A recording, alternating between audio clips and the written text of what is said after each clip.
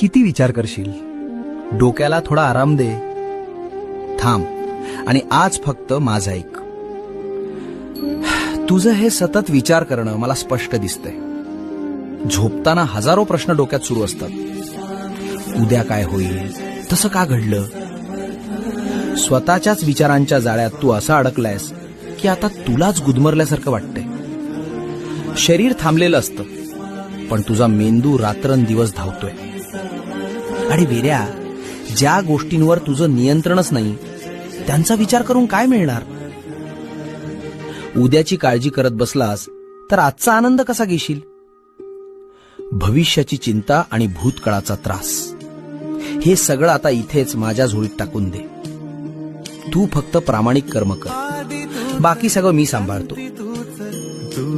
आता एक दीर्घ श्वास घे आणि सगळी चिंता सोड.